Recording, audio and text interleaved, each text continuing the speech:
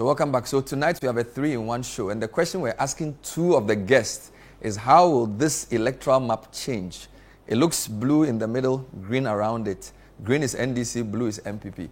I'll start the inquest with the General Secretary of the largest opposition party, the National Democratic Congress, Fifi Kwete, who's joining me tonight. As I say, later on, I'll speak to Kwabena J.J. from the MPP, and Charles Abani is the UN resident rep in Ghana. He will speak to us as well. So, Fifi, thanks for joining us on The Point of View. Thank you, Ben. Good evening. How are you? It's always a pleasure seeing you and opportunity to have a chat with you and all your many viewers. 3 days to election. You look fresh and relaxed. That's concerning. Are you not campaigning? You should be tired and sweating. Are you looking cool? I know, right? A lot of work has gone on. Let me just say that maybe the energy is the energy of positivity and what it is we feel coming from the people of Ghana gives us room to believe that Ghana is poised for change. Every election, politicians say they are winning. So if I ask you, say you are winning, how different is 2024 from the previous elections you've been part of? All right, let's say it this way, that naturally you go into every contest with the belief that you do your best, and your best would yield the expected outcome, which is victory. But of course, there are some contests that are particularly more difficult.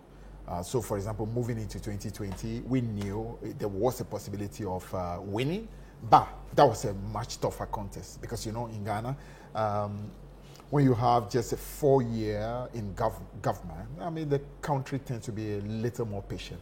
They believe you've barely been given an opportunity. So let us see exactly what you could do with a second opportunity so that there will be room to say whether you have done or not done. So naturally, first terms are much more difficult. So really, that was a long shot in 2020. But by 2024, it's a different ballgame. The country has had opportunity to view the NPP in 8 years.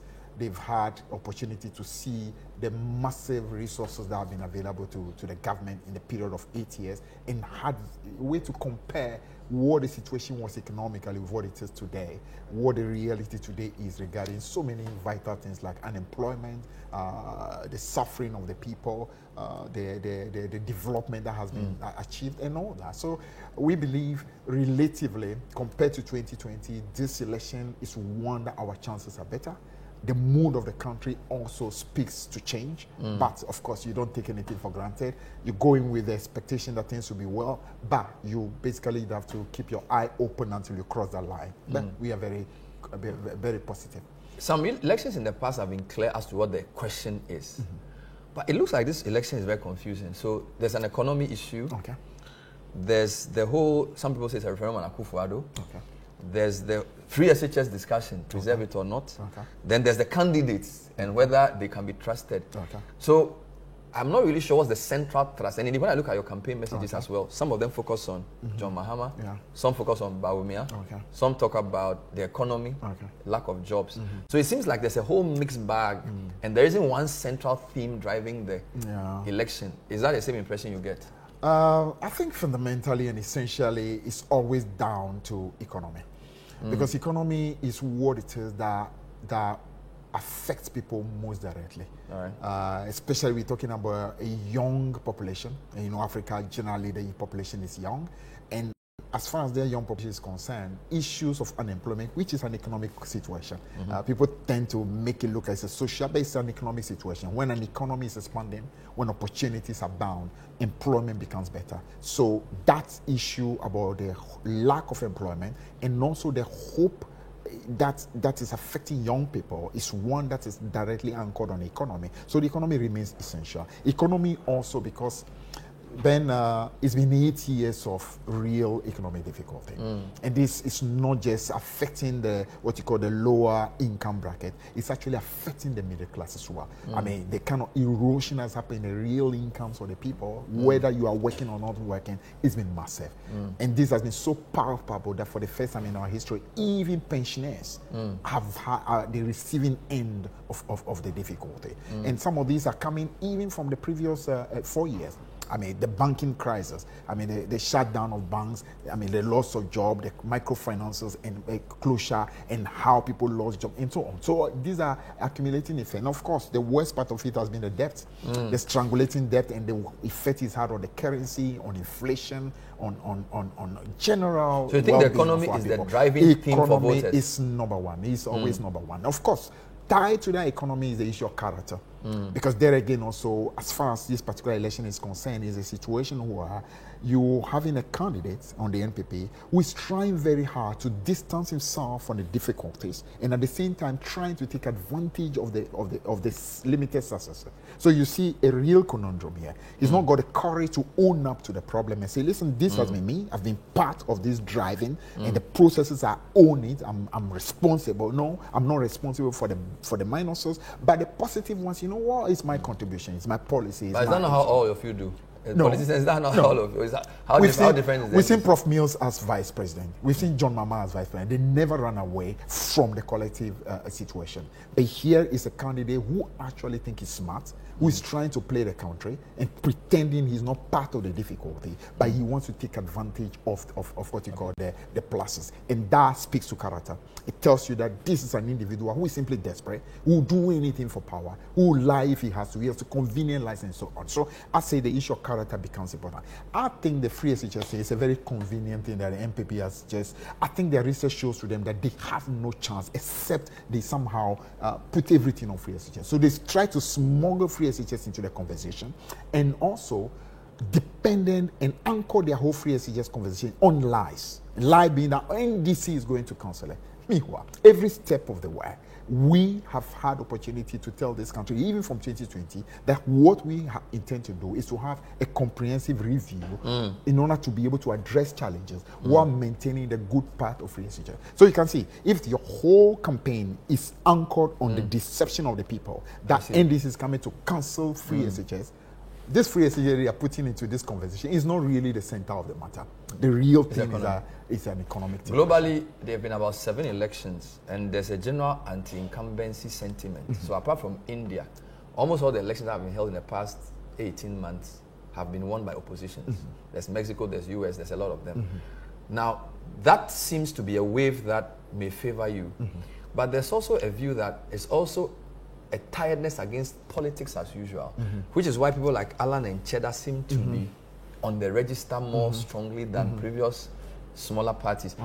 Does your party suffer from that fatigue, where people are tired, not just of the government, but basically of politicians, and therefore if somebody comes across as a new face, a new force, non-political, so even some people like Trump in 2016, he is not necessarily seen as part of establishment.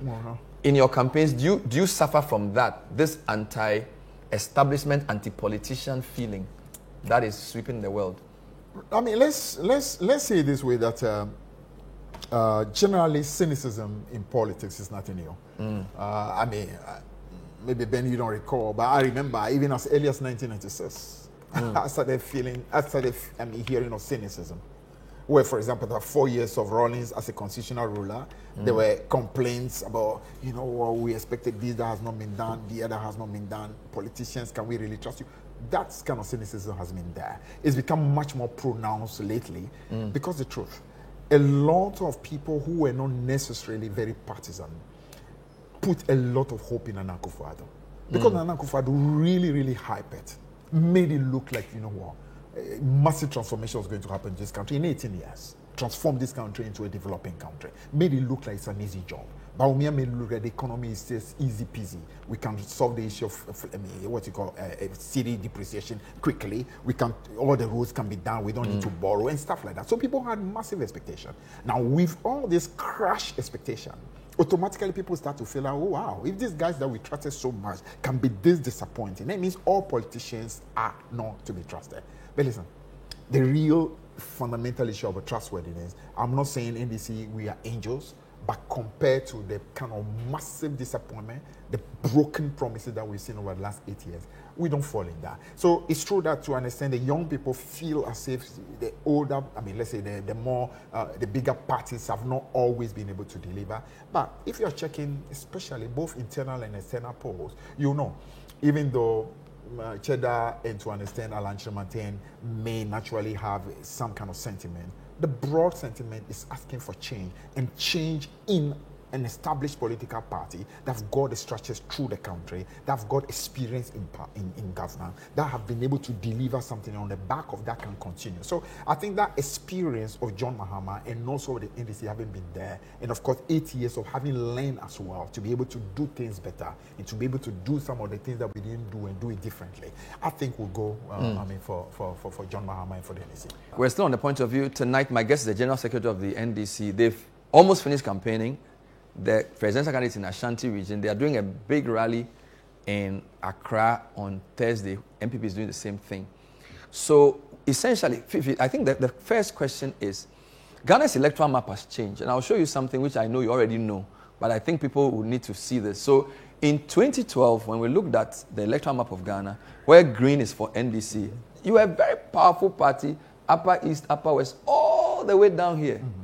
The only inroads MPP had were 1, 2, 3, 4, 5, 6 blue. Mm-hmm. And then, of course, their strength is down here.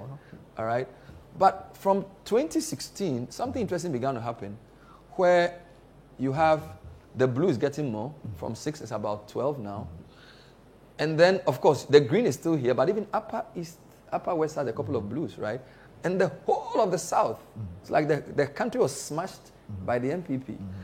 The latest version of this is where we are today, 2020, where even though you sort of reclaim this green here, the blues have this. In fact, some of them become deeper. So obviously, there's something happening there, which is different from what was there 10 years ago. And this is still a mixed bag.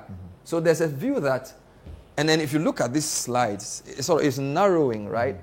But they seem to have a bigger gap when they win. So it's almost like they have some residual advantage, even though it's close election. Is this how you see it? Okay. And will this trend sort of inform what you are expecting for this year? All right. I mean, very good analysis. What I would say, though, is that I'm sure if you do that historical analysis that you've done, you will notice, for instance, that between 92 to 2000, the coloring was different. Yeah. Between 2000 up to towards 2004, the coloring changed. Yeah. 2008 was just marginal, so you won't see too much. But 2012, you see, that's where you saw the accentuation in terms of how the green got more in 2012. Yeah. Now, 2016, you understand, there was such a tsunami because it was quite a difficult election for the NDC. So you saw that happen the way it did. In 2024, clearly there was an improvement on our part, but still the incremental advantage was there, so you will still see quite a lot of that blow. In 2024, it will change. It will change on a number of two things. One, a lot of people who are not necessarily very partisan are going to be breaking more for us rather than them. That is critical. A lot of that young generation that have seen 8 years of difficulty and are not necessarily aligned are going to make a move for change. That's normally happen every 8 years. But there is another dimension that I would just say that we keep close to our chest. NPP has done a lot of things, not necessarily because it's been greatly organic. They've done a lot of what we call election engineering. Election engineering. And they do a lot of that, especially in Ashanti region. Okay. And you will be seeing that Ashanti is going to be a different picture because we are making sure this time around we place serious attention to the engineering that they do, especially in Ashanti, in order to ensure that we hold that to a minimum. We cannot completely eliminate the engineering they do, but we know we'll be able to drastically deal with that. So it's going to be, battle is going to be in Ashanti, and the numbers in Ashanti will significantly show that going forward, because we don't intend it to just be for this election. We want it to become a consistent feature that in Ashanti we become much more competitive. And the way to do it is not simply an organic situation, it's because MPP, I don't know whether you recall, but in the first two elections in our country, MPP actually got only one region that they won, only Ashanti. The remaining 9 regions out of 10 broke for the NDC in both 92 and 96. So MPP has historically known that if they need to do anything, they need to maximize Ashanti. And to their credit, they did the maximization. And that maximization is not just electoral, it also has been a lot of engineering. So from 96 to 2020, 65 being the lowest for 96, 79.89. You're talking now about what? MPP in Ashanti. Oh, in Ashanti, sure. Since you mentioned Ashanti. Exactly. So I'm just discussing that they have an average of above 70 because 65 was their lowest in 96. Yeah. Kufuor's first term, almost 80. Yeah. It's been hovering around 74, 70, 75, 72. You've been hovering from a high of 32, a low of 20, 26, 28 in 2012, 26 in 2020. Sure. So what's your expectation, say, for this year, realistically? I'm not going to mention numbers, but I'm going to tell you that we are going to, that engineering aspect, because there's a lot of engineering aspect that's happening in Ashanti. I don't understand political engineering. You should know. Engineering. Yeah, it's called ways and means. It does happen. Especially when that is the only place that you can realistically call a safe place for you. You want to do, and they do a lot of things going on. In fact, Ben, you have a little idea. In 2008 election, if you recall, in 2008 election, after the first round, when MPP got desperate and decided to go for broke in the second round, the place where the whole engineering happened was Ashanti. That's where the vote changes were happening. Where, for example, the same result that, for example, came from Bantama in that same second round, the previous day was a number. The following day, 30,000 was added to that number. Places where you were getting over 100% voter turnout. So that engineering historically has been known. But Fifi, Eastern has also been interesting for them. Yeah. So up 96, you won Eastern, but the trend has essentially been they get an average of 55 to 60, and you get below 40. So I can say, for example, in 2012, you had 42, they had 56. 2016, 62, 35. 2020, 60, 38. So it's almost like a 2/3, 1/3 kind of thing. But the real thing for them is Ashanti. Ashanti is the big. I consider that. But I'm saying that this is also a fairly comfortable stronghold because it's quite clear that they do very well here. I know. I mean, I'm not discounting that at all. But as I said, even that was won by us in both 92, 96. Subsequently, they started doing better because clearly there's a certain affinity between the two regions, largely. But the things I'm saying we want to do in Ashanti is not limited to Ashanti. It's also to understand Eastern as well. So I'm saying that aspect, which is largely engineering, which we know has been largely the reason why they've done what they've got to do, is one that will be a Is that why design. President Mahama has spent a lot of time in Ashanti? He's gone back there. Yeah. In fact, as we speak, he's wrapping up his Ashanti Sure, that's country. true. That's true. And that's not all. I mean, President Mahama clearly is doing what you call the big ticket thing. But a lot of granular work is being done. I see. In every polling station. Let me ask you about swing regions for a change. And because I see that, yes, Eastern region is an Ashanti stronghold, but Fifi, Central region, for example, in 2020 was quite interesting because even though it broke for you parliamentary, on the presidential side, I need help here. On the presidential side, I mean, you won more seats than they did in Parliament in Central for 2020, but somehow Akufo-Addo won the region. Yeah. Have you ever? How did that happen? No, but you know what? I mean, normally in the first term of every president, you actually get both presidential increase and parliamentary increase. Okay. If you check, that's really historically that's what happened. Everybody second. So 2004, so 96, 2004. So Kufuor, for example, 2004 was stronger than 2000. Okay. Okay. Rawlings 96 improved over. But the first one to actually go against that trend is Nana Akufo-Addo. That itself was quite an indication. But then again, let me tell you the truth. I mean, even though politically it's not everything that's disclosed. I mean, the desperation to ensure that Akufo-Addo wins, ensure the engineering at the presidential level in 2020 was much more massive. So a lot of what you see there is not necessarily very organic.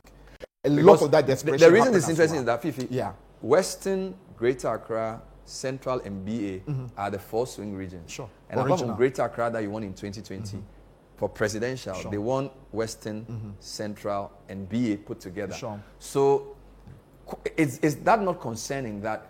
Because usually we use the swing regions as the mood of the nation. Yeah. Volta in the north generally NDC, Ashanti and Eastern generally MPP. Yeah. Then the four swing regions determine where we want to go. Yeah. They took 3 and you took 1. Okay. But you know, let me tell you where it changes. You see, the assumption is that we are operating on the base of 2024.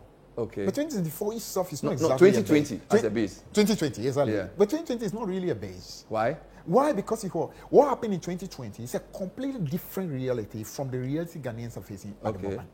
So if you are there, so if I were MPP, I would actually not use 2020. No, at all. Because the situation and dynamics is totally different.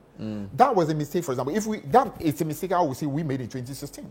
Because we did that well in so many regions, including Central Western. When those regions had literally left us, we didn't even realize it because we're still banking on it. Okay. In a crucial, especially when you are in your second term and you have a new candidate who has been part of that whole, the running in government in 8 years, who after Akufo-Addo is exiting, if you continue just depending on 2020, then you literally are putting yourself in a difficulty. Okay, let me end this segment with a question about the North. Okay. I think what I showed you earlier was very clear, that some way, somehow, in the past 3 electoral cycles, MPP's performance has done well. And you have done economics. The trend of MPP in the 3 North is going up from a low of 33 in 96 to 44. This is Northern, Savannah, and North. You've come down from a high of 61 to 53. So, and this is over 2 decades. Sure. So clearly, the MPP is catching up in the North. And now they have a candidate from the North. So there's an expectation that what used to be a comfortable place for NDC is now almost a swing region in terms of the gap. It's basically just 9. So I'm not talking about just last election. Obviously, you have to admit that they have done something in the North. Yeah, but then look at that graph carefully again. Yeah. You notice that effectively it was at its highest in 92. Watch it. For NDC. I'm talking NDC here. Yes. 92. Then it came down the following election. Effectively almost plateaued the following one. Yeah. Then saw a rise. Yes. The following one. Then you saw again. Yes. Almost. So then you see that it's not static. It changes based on dynamics. So if you saw, for example, 1990, can you point? So this one, 2012. Where's 2012? So this is 2012, 58. 2008 runoff is 60. All right. Then 2012 is 58. All right. So I'm saying that it's not exactly what you call something that you call static. So different dynamics can change. I will tell you that it's something that we at the party level have taken note of. So therefore, the work that we've done in especially the original northern region, which is northern now, Savannah and northeast, have been very different from work we did in 2020 because we are quite aware. But you admit that the way the region is split, President Mahama is from Savannah, Vice President Bawumia is from northeast. So clearly, the north is what is left. So because generally people will tend to support where their candidate is from. So it looks like if Savannah goes NDC, northeast looks MPP. So north, then what is left of the north is now the battleground. True? Not necessarily. You don't think so? Not necessarily at all. We are not in any way, letting go of northeast.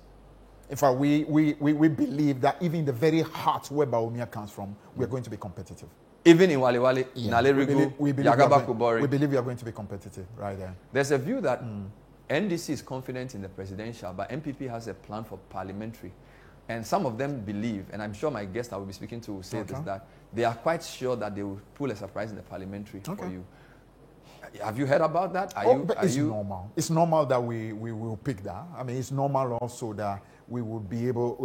Basically, we are not unaware of the fact that MPP definitely is hoping that they can do better in parliamentary. Yeah. And looking at the history of this parliament, if you win the presidential and they win the parliamentary, that would be an interesting situation. That would be. But then don't forget, when there is a backlash, when there's a backlash, it translates from presidential onto parliamentary. So for you to think that there is a rejection of 8 years of your governance, and then some way, somehow, you, the parliamentarians, are going to be spared, it doesn't work that easy. In 2016, when there was a backlash on us, saw exactly the effect on parliamentary. We had solid candidates who were literally surviving. They were surviving basically like what you call on very, very little margins. So their calculation I can appreciate because clearly they are also hoping that resources that they are pumping at the parliamentary level will help them. But there's a general mood of the country. And that general mood does not make a difference between presidential and parliamentary. So we still confident that even at parliamentary level, let's end with the election issues. So there have been a few issues with the EC. Some things have had to be reprinted. A few technical challenges. How confident are you that on Saturday the election will start? Because there was even a report over the week that some people have been saying the election may not come on and all of that. From your camp, are you certain that we are voting on Saturday? are you sure that, because everything that's happening, your people have been part of it in terms of sending the ballots to the regions. Yeah. 2-3 days to an election, do you think we are ready as a country? We have no option, really, Ben. We have no option. And that is a bit of a sad thing to say. Because, I mean, the Jean Mensa Electoral Commission has, touted itself as having been what you call the best so far in our history. And the evidence doesn't show that they actually have been the best. Apart from the issues we have had with them, that had to do with not just their ability to really do this job very independently and do it on a neutral basis, as we have seen in the past with Fafarijan and also with Charlotte. We have questions with that about the composition of your leadership, even on that. There have been genuine issues about competences.